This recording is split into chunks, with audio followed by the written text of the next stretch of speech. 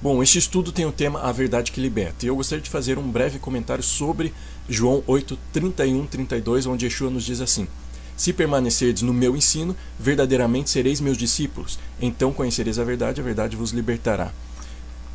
Interessante que essa palavra conhecer no grego é gnosco e no hebraico é iadá, denota um conhecimento por meio de uma experiência pessoal, por meio de um contato íntimo como uma relação sexual. Portanto, jamais eu serei liberto pelo conhecimento que o outro possui da verdade, mas sim pelo conhecimento pessoal e particular da verdade. Você não será liberto por aquilo que eu conheço da verdade, mas sim por aquilo que você conhece da verdade.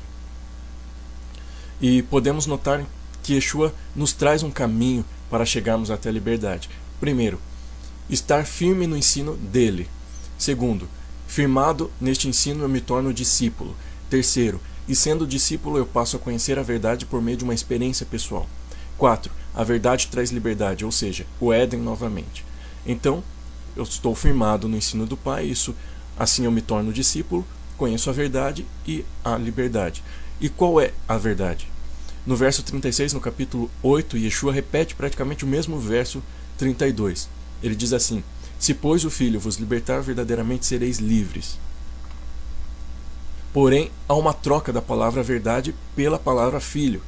E em João 17, o Senhor diz que a verdade é a palavra, e em João 1,14 nos diz que Yeshua é o verbo vivo.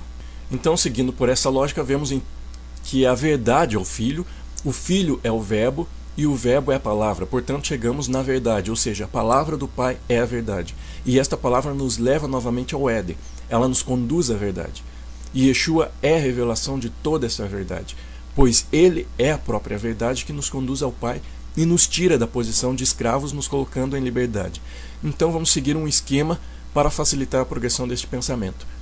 Então nós vemos a verdade em João 8, 32, temos o Filho em João 8, 36, temos o Verbo em João 1,14, temos a palavra do Pai em João 17, 17, onde tudo está dentro da mesma essência, e assim produz então a liberdade, João 8, 36, Tiago 1, 25, Êxodo 32, 15.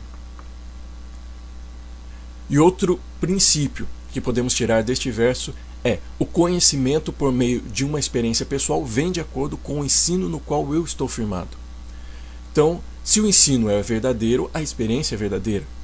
E como vimos, só há um ensino verdadeiro, que é o ensino do Pai por meio de Yeshua, que é a sua Torá. Então, o ensino verdadeiro, o ensino do Pai por meio de Yeshua, traz experiência verdadeira. O ensino falso, o ensino que está fora de Yeshua, fora da Torá, é uma experiência falsa.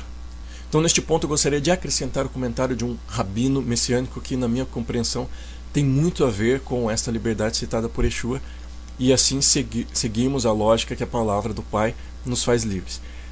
Então vejamos, Tiago fala de uma lei da liberdade, Tiago 1,25. Mas aquele que considera atentamente a lei perfeita, lei da liberdade, ou seja, a Torá da liberdade, e nela persevera, não sendo ouvinte negligente, mas operoso praticante, esse será bem-aventurado no que realizar. Mas de onde Tiago tira esta lei da liberdade, esta Torá da liberdade? A resposta está em Êxodo 32, 16, onde nos diz: as tábuas eram obra de Elohim. Também a escritura era a mesma escritura do Eterno esculpida nas tábuas. Então precisaremos agora analisar um pouco a palavra esculpida em hebraico. Sabemos que o hebraico não tem vogais. Hoje se usa para fins de aprendizado, mas naquela época não existia os pontos massoréticos, não existia a vocalização.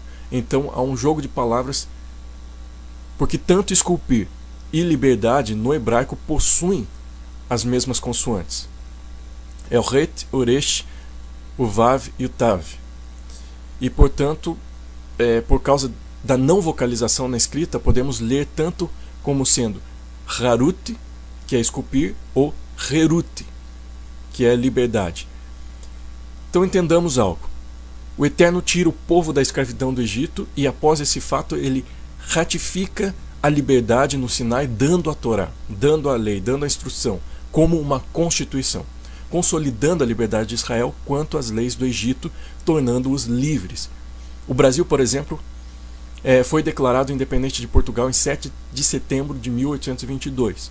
Ou seja, adquiriu a sua liberdade, mas somente em 1824, com a primeira Constituição, o conjunto de leis e instruções, é que assim então foi ratificada, consolidada a separação de Portugal, tendo as suas próprias leis que tiraram o Brasil da condição de colônia. Então foi isso que aconteceu com Israel. O Senhor deu a Torá como a Constituição que os declararia livres de todo o sistema de escravidão, toda a lei da escravidão do Egito. E portanto, então, a Torá, a lei do Senhor, é a Torá da liberdade, que nos liberta de todo o sistema de escravidão. E é importante ressaltarmos que um conceito entre os antigos gregos a respeito da liberdade é ausência de limitações e obrigações. E creio que ainda este pensar percorre em nossas mentes. Porém, como vimos, dentro de um conceito bíblico, a liberdade está ligada ao cumprimento de uma Constituição, ou seja, a saber, a Torá, os mandamentos, instruções, estatutos e ordenanças do Eterno. E creio que esta liberdade citada por Yeshua vem também desta revelação da Torá da liberdade.